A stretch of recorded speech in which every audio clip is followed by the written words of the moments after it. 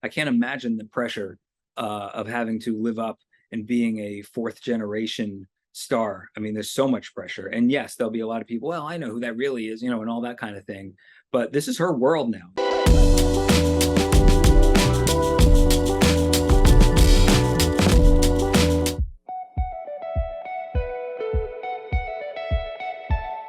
Do you think, after WCW went out of business and while TNA was there was never really competition for WWE.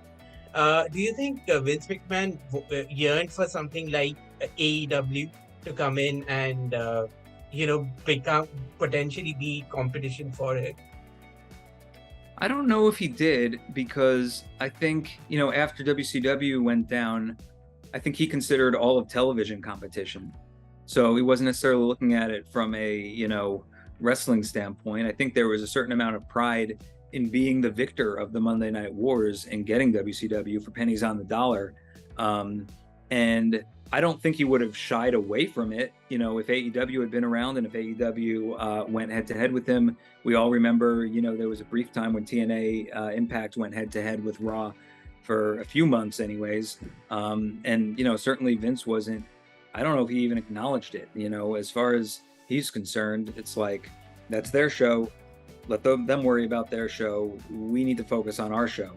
So that was always the case. And he always felt, as WWE strove to become, more widely accepted in pop culture realm and to attract higher rates for, their television rights and advertiser fees and all that kind of thing. And then not to mention it being a public traded company. I think that the key was, let's be number one on cable. Let's beat everything that's our competition. Let's beat network shows if we can. But mainly it's really like, don't put your focus on them, put your focus on yourself. And that's kind of what we, always had in mind. It wasn't like, in the back of our minds as writers, sometimes your mind wanders and it would be like, oh, wouldn't it be cool if we're going head to head with another big powerhouse wrestling show and who's jumping who where this week. And, you try to do it a little bit with Raw versus SmackDown, but everybody knows it's like, yeah, but, they're owned by the same company. So it really is never going to truly be competition like it was with WCW when someone is doing a run in from SmackDown to Raw and vice versa. Right. Like the fans could tell, they know the difference. Absolutely. So as we wind down the interview, I actually have quite a few questions for you. So you are known as The Rock's writer. That's always been the reputation attached to you. What do you think of, Simone Johnson joining WWE and her name being changed to Ava Raine? Do you think that is something you would have done? Yeah, well, first of all, when The Rock's writer, it's one of those things that gets a little bit, misinterpreted over the years. I collaborated with Dwayne a ton. We always wrote our promos together. It was never like, here's this piece of paper, great, thanks, Brian, I got it. It was always a back and forth. And I think it's, the same with Simone. It's like, it's not my place as a writer to tell her, like, you're either going to use your real name or use a new identity. It's like, what do you want to do? What does she want to do? What is she most comfortable with? There's a ton. I can't imagine the pressure of having to live up and being a fourth generation star. There's so much pressure. And yes, there'll be a lot of people, well, I know who that really is, and all that kind of thing. But this is her world now. This is her, playground to explore and craft her own persona. So I think, ultimately, whatever decision she wants to make, that's the right one, because you could, it's ultimately, she knows this better than anyone. She can't rely on her family and last name to succeed. She needs to succeed on her own. And that's why she's putting in the work and working her ass off. And I'm excited. I'm truly excited to see, how she progresses and how she, introduces herself in whatever character or what have you, in the near future. I find that interesting because Charlotte. She has incorporated so many things from her father into her persona, right? Wouldn't it be the natural progression to, be depicted as a descendant of your legendary parent or whatever? It's I think it's unique to everybody, you know, Okay. and for some people it's worked really, really well. Obviously, it's worked well for Charlotte, worked well for Randy Orton. You know, I think, you know, again, everyone's different. Um, I don't know if David Sammartino, you know, would have wanted to have the onus of being Bruno's son versus putting his own spin and own character and that type of thing. Everybody's different, and it's always going to be there, whether, you know, whatever you call yourself.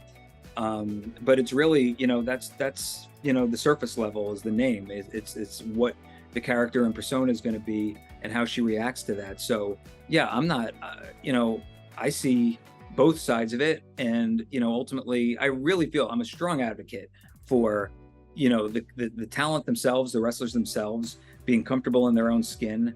And some people, you know, I remember Joe Henning, all he wanted to be was Joe Henning. He didn't want to be Curtis Axel, you know, and you could kind of tell that. And you know, for Joe, being Joe Henning probably would have been better, because we know he wanted to do that. And there's some talents that wanted to, you know, craft their own identity. You know, the Usos are, you know, they proudly, you know, point out being, you know, Rikishi's sons and everything, but they're not defined by that. They're their own characters and human beings, and you know, they've evolved as characters and performers so much since when they first started. I think that's the fun of it, is taking, you know, what is in front of you and making it your own, and seeing how it goes from there. Okay, amazing. Uh, so this is more of a Brian Gewirtz question. You mentioned what a big Roddy Piper fan you were. Do you think Ronda Rousey is the right custodian for that gimmick? I mean, carrying that legacy forward. Yeah, I mean, look, I know Ronda is like me.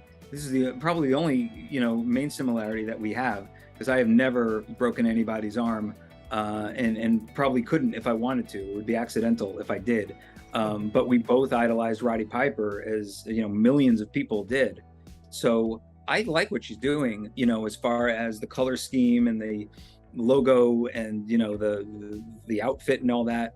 But you know, the key is she's paying homage to Roddy, but she's not trying to be Roddy.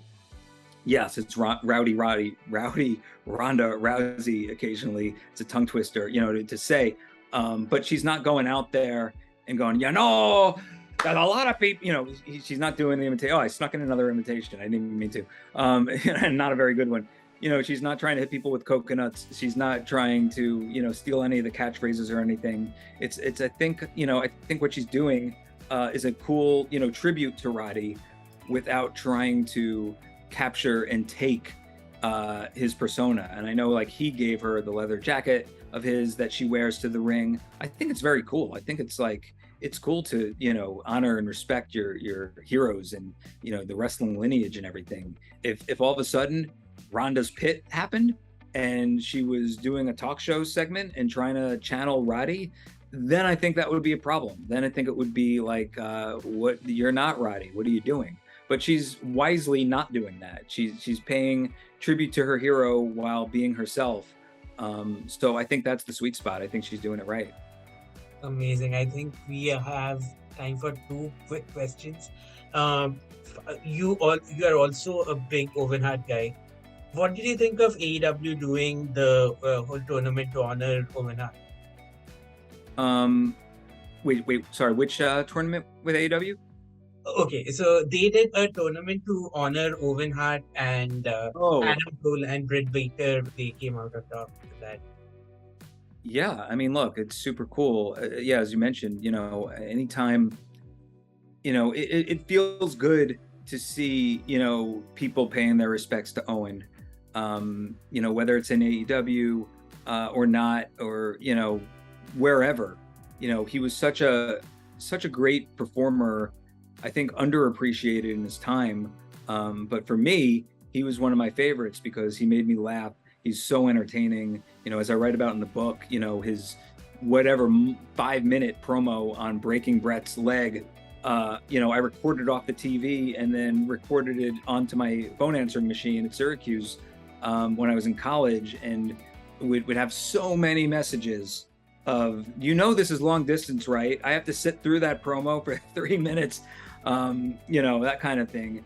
And I was lucky enough to meet him backstage at, the Syracuse War Memorial when we kind of waited in the parking lot to, meet him. So yeah, I think it's super cool, and you could tell all the respect that the AEW performers have for him.